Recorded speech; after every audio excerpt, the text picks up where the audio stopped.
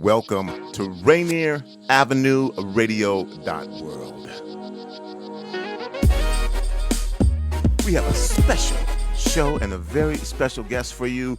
We are almost near the end of the Earshot Jazz Festival. This year's Earshot Jazz Festival, for the first time, was completely virtual, just about like everything else that we're doing and that others are doing. Everyone has kind of had to readjust the way that they do things due to the COVID pandemic. But yes, Earshot Jazz Festival still going. This is the last weekend. As a matter of fact, later this evening, Rainier Avenue Radio is proud to welcome Benjamin Hunter and the Benjamin Hunter Quintet. That'll be at 7:30, and you can still get tickets available if you'd like to check out the Benjamin Hunter Quintet later on tonight.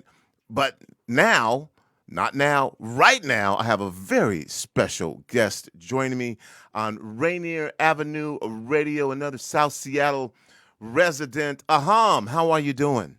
I'm doing pretty well, Tony. How are you? Under the circumstances, fantastic. Yeah. Now, I want to make sure I pronounce your full name. Than other days. Yes.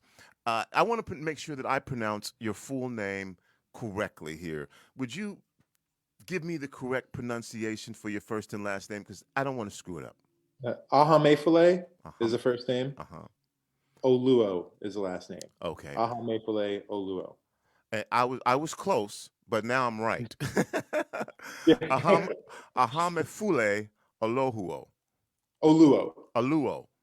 Yeah. Got it, man. Great to have you on the show, and to talk a little bit about what you're doing and your background and the music. Let me remind everybody that the last of your three performances featuring our resident artist, and you are, and we'll talk a little bit about that again, the resident artist for Earshot Jazz Festival, will be on Sunday. That'll be at 8:30. It'll be Oluo's house party. Now, this is going to feature some raucous and renowned musicians, industrial revelation, quake in the living room of a house jam-packed with music lovers. That's going to be a lot of fun. That's at 8:30. You definitely want to check that out. That'll be your third performance. Aham, let's talk about you as an artist. And musician, comedian, composer, director, your background, and again for you, and don't let me take this out of context if I'm correct here. You never considered yourself or wanted to be a traditional jazz artist? Well, I wouldn't say never. I mean, when I Okay. was 16, that was my greatest dream in the world, was to be Lee Morgan. Was to be, that's all I wanted to be. But I think as I started to develop more of my own voice, and as I started to realize that what I wanted to accomplish stretched beyond jazz, which is my first love.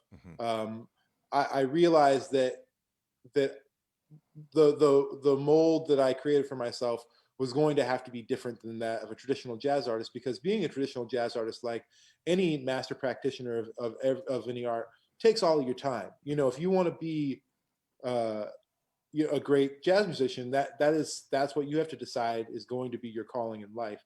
So as my career has diversified, I've always had to strike a balance between my love for music and what I want to accomplish in music, and also all the other things that that I want to accomplish. And it kind of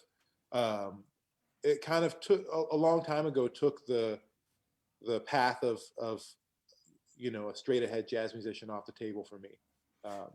But I still absolutely love jazz and love playing jazz, and really honored to be the resident artist.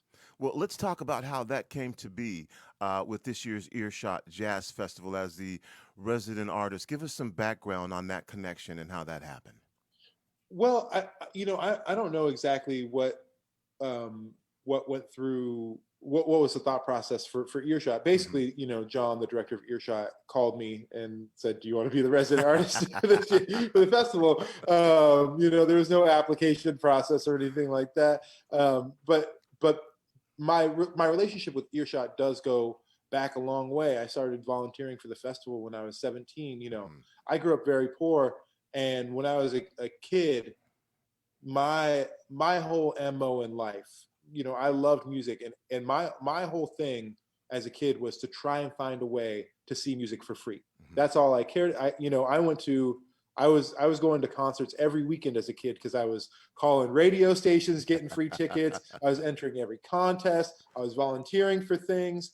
So I volunteered for the Earshot Festival when I was 17, simply to see some of my idols and see some free shows that I would have not been able to afford. Um, and so I became acquainted with Earshot in that capacity when I was really young. And then only a couple years after that, as I started composing more and putting together my own ensembles, when I think maybe about 19 years old, I sent, a CDR of a live, a live concert that I'd done to John Gilbreth, who's still the head of Earshot. I said, I don't know if you remember me. I volunteered for the festival. Anyway, this is some of my music, and you know, I I got. Then he chose to feature me in a concert series. That was, Wow. that was at the Seattle Asian Art Museum. I think I was like maybe 19, maybe I think I was like 19 years old, and I, that was the first time. That was the first, that was one of the first times I saw my name in the newspaper. That's, that I saw that you know there was a show that was my music and it wasn't in a restaurant, and it wasn't a secondary purpose. People were going there, and the organization was promoting it. And so for me, that was a really, as a 19-year-old, that was a huge thing to think like, where could I go? Mhm. What can, this is amazing.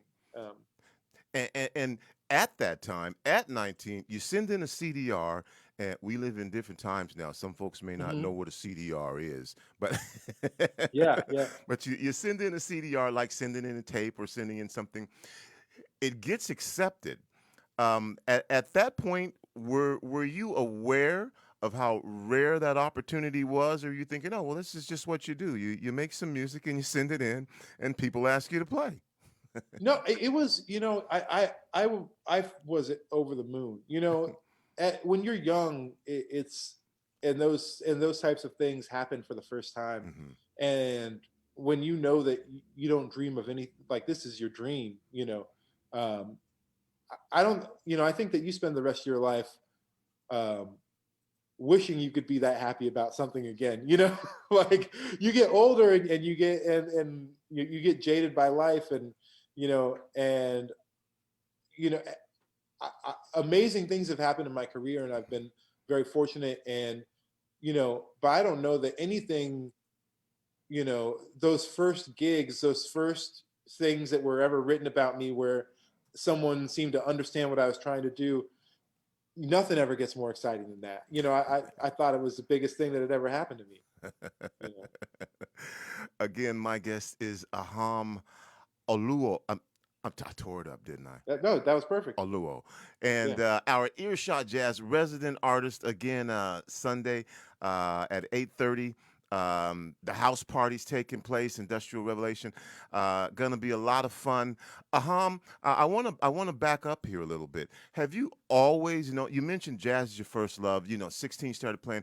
Have you always been connected to music? Was there a point in time where there was some sort of epiphany, like, hey, this is part of my being. This is who I am. And do you remember what that was like and when it was, or did it just happen over a period of time? it uh it has never changed. I don't remember ever not being obsessed with music. Mm.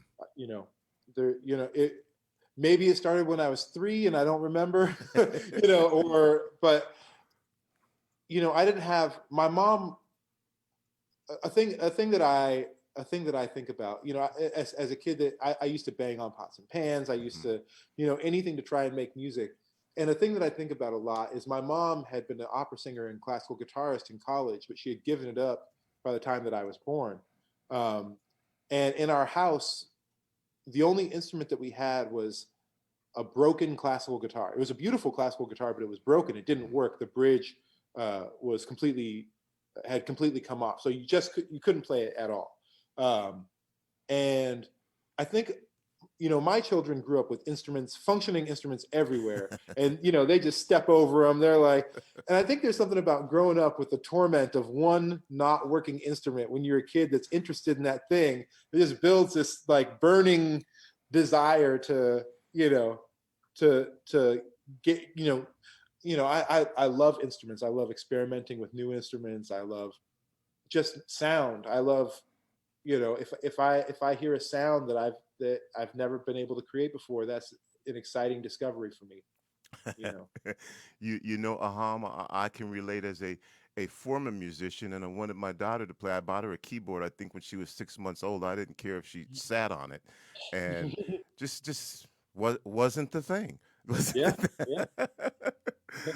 And let's move forward a little bit now to what we're calling Seattle has a storied jazz history, a Yeah. storied music history. For you, how did that impact you as a musician? Did you feel like, wow, this is something? Were you aware of it? Something that you need to be part of? Was it intimidating? Well, I think that a thing that a lot of people, even inside Seattle, but definitely outside of Seattle, don't realize is that Seattle has, beyond having this history of Jackson Street and this so many jazz luminaries being from the city or spending time in the city. Beyond that, for the last 25 years, Seattle has had the best high school jazz programs in the That world. is true. And uh, and that, to the point that so many of the amazing young jazz musicians that start out in Seattle get so good that they never come back. They go to New York, and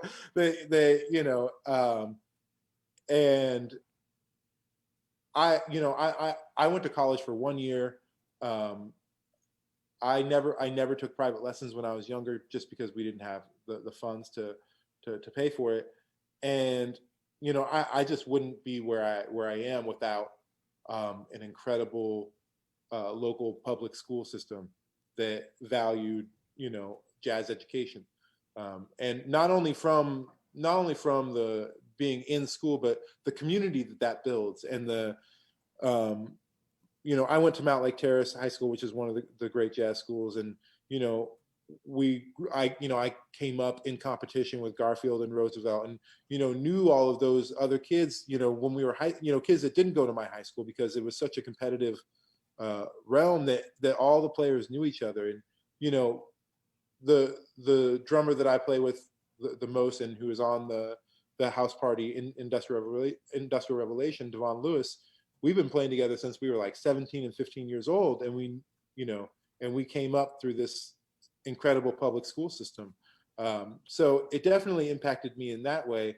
And I think that it is actually related to the legacy of jazz in the city. And the legacy of Quincy Jones, the legacy of these people that Garfield has a Quincy Jones auditorium. Mm-hmm. It is that stamp is there, and it still is carries through to today. Now, I might be wrong. Did you get an opportunity to talk to Quincy Jones during the year? I did. That's right. It was during Thought the so. Upstream Festival. Yeah. Yeah, yeah. I got the honor of being able to interview him for that festival, which was a really incredible experience. And something I took really seriously and did a lot of research. And and that was really magical. It it was it was incredible to watch him, just beyond getting to talk to him on stage, which was great. But at the same time, you know the he's getting interviewed constantly. There's very specific criteria of what you should and shouldn't ask, and he, beyond that, his hearing isn't the greatest in the world, so it's that environment of being on stage with these monitors and stuff isn't necessarily ideal for a great conversation. It was wonderful, but what I really valued was the seeing him backstage, seeing him interact with people. I've just never in my life seen a human being be so warm and gracious to so many people. I mean, I probably in the time before and after the event, and then he came to my show that night. He Mm. came out to my show that night, and watched me perform. And between the morning and that, I probably saw him talk to 600 people, Wow. look them in the eye, ask them questions about their life, ask them what their sign was, ask them about their kids.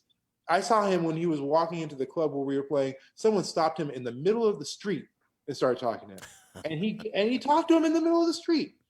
He talked to them in the middle of the street. But I'll tell you a thing that beyond that I valued. The only time that he did not allow himself to have people talk to him was when he went to the show. He went to the show. They literally set up velvet ropes around him. Wow. You can't talk to him when he's going to listen to music. When he's listening to music, he was there with his sister. They were holding hands, and he was listening to every note that everyone on that bandstand played.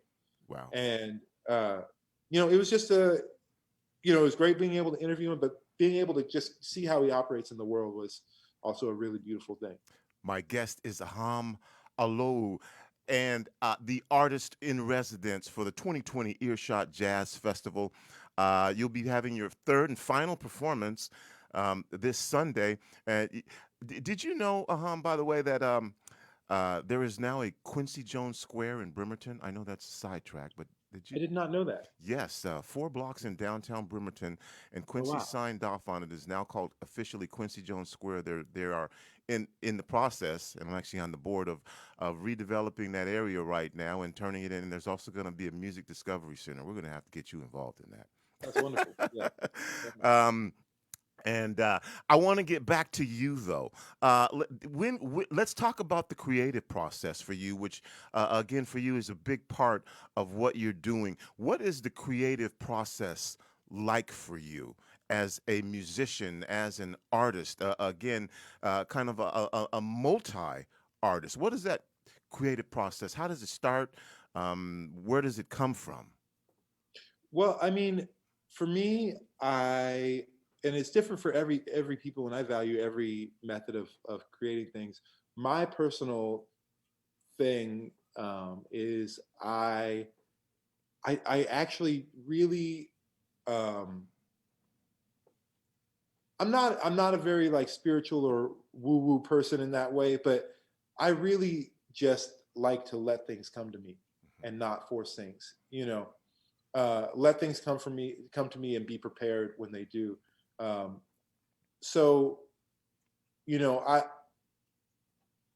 when I was younger, I used to carry around a little tape recorder, Hmm. and I would, say ideas or sing little song melodies into it. And then I'm very fortunate to be in the age of the smartphone where I have a recording app with me at all the time.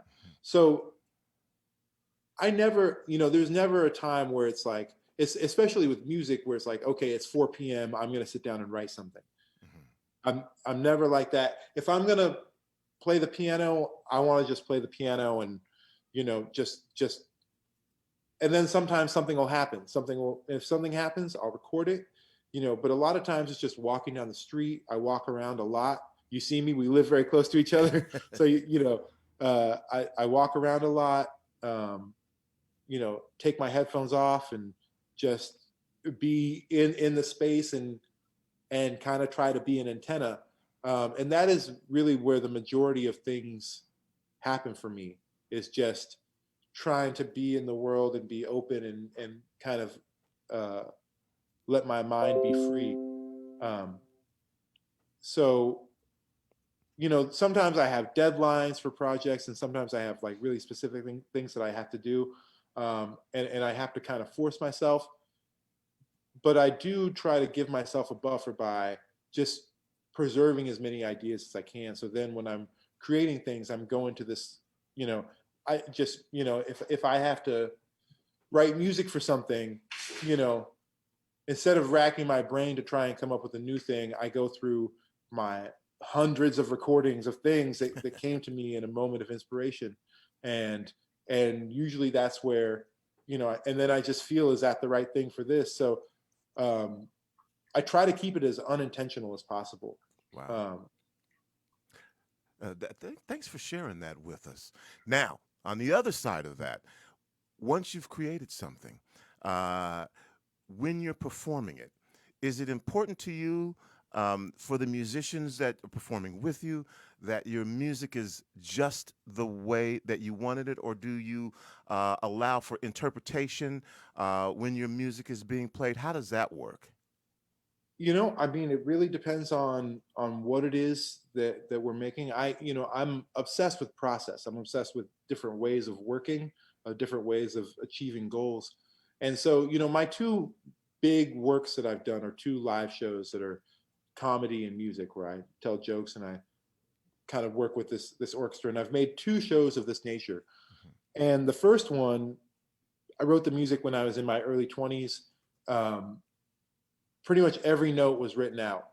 Uh, the score for the thing was almost 300 pages long. Mm. It was, a very just big, huge, and there were some spaces for expression, and also I did want people to bring their, I picked people very specifically, and I wanted them to bring their energy. But in terms of like the notes, everything was dictated.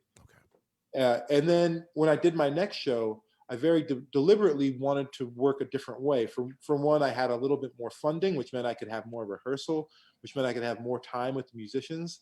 So with that show, where previously I'd come to the band to the orchestra with a 300-page score, this time I came with literally 6 or 7 pieces of paper that had been photocopied that just had really rough outlines, and said, here's what I'm thinking. Let's start building. And let's, because then, your job a lot of your job as a composer becomes listening, listening to, okay, this interpretation that they played this time really worked. And then like, okay, just do that thing, do that thing that you did every time. And I was really inspired by a lot of different musical things, but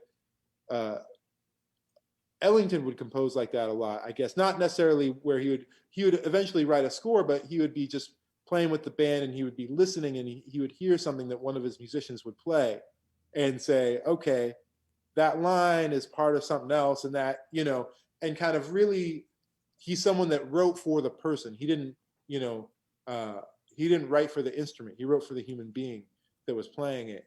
And I really wanted to approach the next show that way, not writing for the instrumentation, writing for the human. And I was very selective in the people that were brought into that process, My because guest you have to have a lot of trust. My guest is Aham Oluo, artist resident for the Earshot Jazz Festival, again, which is going all the way through Sunday, and you're going to be wrapping it up on Sunday at 8:30 with the house party. Some friends that you've been playing with a long time: Evan Flory Barnes, you mentioned Devon Lewis already, Josh Rawlings, Industrial Revelation. Let's talk about what it is to perform like for you to perform with the band, when you're creating with the band, and how would you categorize? I've seen neo fusion. What's that like? First, playing with longtime friends, and then that feeling that you get when you are all jamming together. We hear about it. We hear about being in the zone. Just talk about your band for a minute and what that's like. Yeah, I mean, it really is.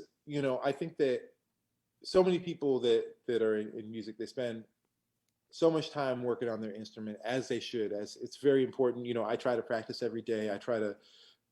But especially as I've diversified into other art forms, you realize that it is just about human communication. It's about people communicating, and this is another method of communicating. And with any kind of communication, it works like trust is incredibly important. Trusting the people that you're playing with, both musically and as human beings, um, having respect for what they do. You know, as a trumpet player, the thing about the trumpet is that everything that you do is very visible. It's a very loud instrument in a frequency that's very audible, that really cuts through. You make a mistake, it's heard. And it's something that a trumpet should be used sparingly. It is it's real spicy. It's a and in that case, when I'm playing with musicians, my favorite thing is when something really gets going and something's really feeling good, and the musicians playing behind me are just really locked in, is I don't have to play for it to sound good. I don't have to do anything. It'll sound good if I just walked off the stage, and that's the way, and that's what I mean by trust, is like, you know, that's when you're free to do what you want. When everyone around you is playing to a level that you could just disappear and it wouldn't matter. And then you're not saving something, you're not forcing something, you're just a part of a bigger thing. And that's, a beautiful thing about playing in a group of great musicians, and especially the group of musicians that have played together a long time. And we actually we've been on a kind of a indefinite hiatus for a while, so we haven't been playing together, but we did play together for 13 years. And I think that this concert, this house party, was recorded in 2016, and it's a really, I think, a really great special time for that band, where everyone was really synced, as human beings. And a thing just to talk about that event, that it's actually a virtual reality house party. So Okay. it's shot in 360 video.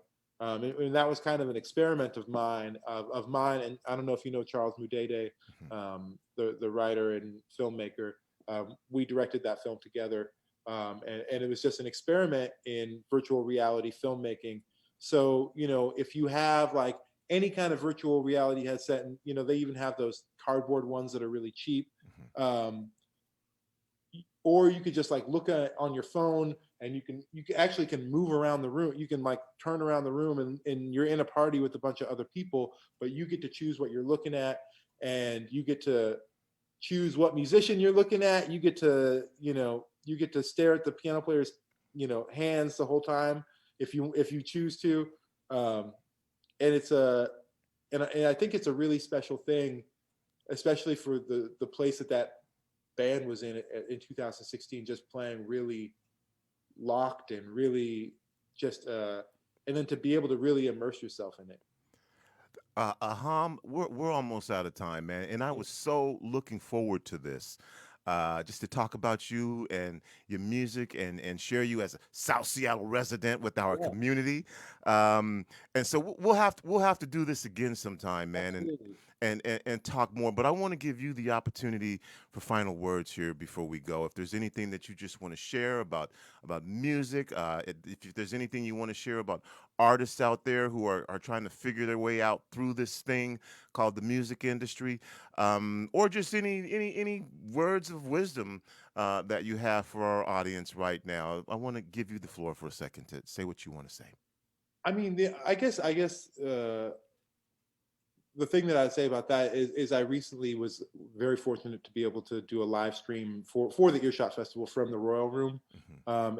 and while we didn't have a live audience in the room, we did, I did get to play with other musicians and do a real show for the first time since the pandemic began, and that connection with the other players in that moment really made me just feel so warmly about whenever we're able to start really doing shows again. There's going to be a lot of beautiful pent up energy from all these players, and we're in for some really good times. And I really hope to see everyone when we're able to. All right, Aham, we'll have to do this again. Again, my guest, Aham Oluo, uh, artist resident for Earshot Jazz Festival 2020. Again, this Sunday, 8:30. You've heard about it. Check it out. And I'm sure you're gonna again, Industrial Revelation. You've heard of the group before. If you haven't, you're gonna be in for a wonderful surprise. And again, man, for as Rainier Avenue Radio, we love our South Seattle residents. So I got to big you up, bro. Yeah, likewise. Likewise. And Thanks for holding down, Tony. again, check out the show. We'll Yeah. get Aham back sometime so that we can talk more. Like I said, I feel like we just got started. Coming up next, we're going to again take you back to our impacts of the coronavirus on South Seattle and surrounding communities. One more again, thanks, Aham and everyone. Sunday night, check it out, 8:30 tonight. We've got Benjamin Hunter Quintet at 7:30 that we're welcoming.